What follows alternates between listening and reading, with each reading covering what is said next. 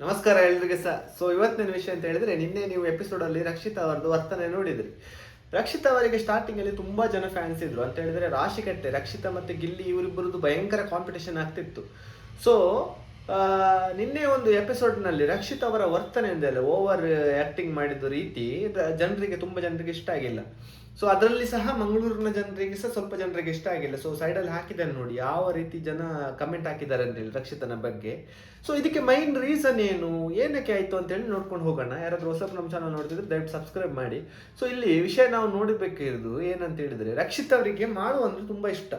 ಅರ್ಥ ಆಯ್ತು ನಿಮ್ಗೆ? ಮಾಡು ಅಂದ್ರೆ ರಕ್ಷಿತನಿಗೆ ತುಂಬಾ ಇಷ್ಟ. ಮಾಡುವವರು ಸೈಲೆಂಟ್ ಇರ್ತಾರೆ, ಸೊ ಅವ್ರೇನು ಮಾತಾಡಲ್ಲ ಅಂತ ಹೇಳಿ ಅವರದು ವಾದ.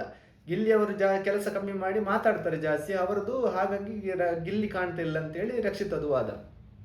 ಇಲ್ಲಿ ಮೈನ್ ರಕ್ಷಿತನಿಗೆ ಪ್ರಾಬ್ಲಮ್ ಬಂದದ್ದು ಏನಂತ ಹೇಳಿದ್ರೆ, ಅವಳ ರಕ್ಷಿತನ ಆಟನನ್ನು ಅವರೇ ಹಾಳು ಮಾಡಿಕೊಂಡದ್ದು. ನಿನ್ನೆ ಒಂದು ಎಪಿಸೋಡ್ ನೀವು ಕರೆಕ್ಟ್ ನೋಡಿದಾದ್ರೆ, ಇಲ್ಲಿ ಧನುಷ್ ಅವರು ರ್ಯಾಂಕ್ ಮಾಡುವಾಗ ಫಸ್ಟ್ ರ್ಯಾಂಕ್ ಕಾವ್ಯಗೆ ಏನಕ್ಕೆ ಕೊಟ್ಟಿಲ್ಲ ಅದರ ಬಗ್ಗೆ ವಾದ ಮಾಡೋದು ಸರಿ. ನನಗೆ ಅವರ ಪರವಾಗಿ ವಾದ ಮಾಡಬೇಕು ಹೊರತು ಬೇರೆಯವರ ಪರವಾಗಿ ವಾದ ಮಾಡ್ಲಿಕ್ಕೆ ಆಗಲ್ಲ. ಬಟ್ ರಕ್ಷಿತ ಯಾವ ರೀತಿ ಕ್ಯಾರೆಕ್ಟರ್ ಅಂತ ಹೇಳಿದ್ರೆ, ಅವರ ಜೊತೆ ಇದ್ದವರೆಲ್ಲ ಒಳ್ಳೆ ಇರಬೇಕು, ಅವರಿಗೋಸ್ಕರನೇ ಸ್ಟ್ಯಾಂಡ್ ತಗೊಳ್ಳೋದು ಒಂದು ಅಭ್ಯಾಸ ಮೊದಲಿಂದನೂ. ಹಾಗೆ ಫ್ರೆಂಡ್ಸ್ ಅಂತ ಹೇಳಿದ್ರೆ ಬಾರಿ ಅವಳಿಗೆ.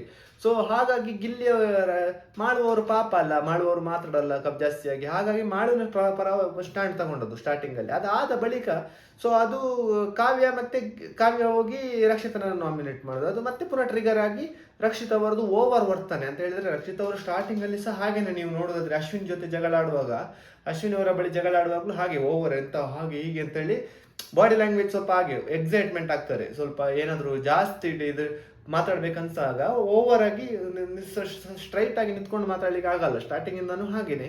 ಸೊ ಇದು ಜನರಿಗೆ ಇಷ್ಟ ಆಗ್ತಿಲ್ಲ ಈ ವರ್ತನೆ.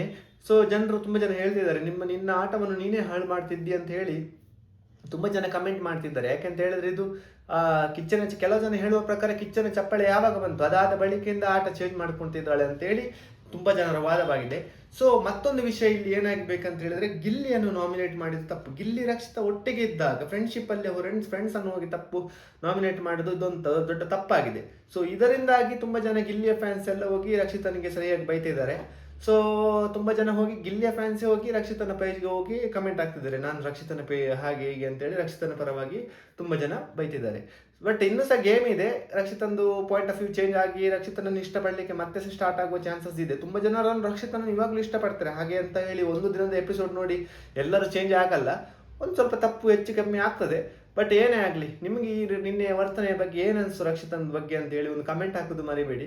ಯಾರಾದರೂ ಹೊಸಬರು ನಮ್ಮ ಚಾನಲ್ ನೋಡ್ತಿದ್ರೆ ದಯವಿಟ್ಟು ಸಬ್ಸ್ಕ್ರೈಬ್ ಮಾಡಿ ವಿಡಿಯೋ ನೋಡಿ. ಇನ್ನು ಹೊಸ ವಿಡಿಯೋದೊಂದಿಗೆ ಬರ್ತೀನಿ. ಅಲ್ಲಿವರೆಗೆ ನಮಸ್ಕಾರ.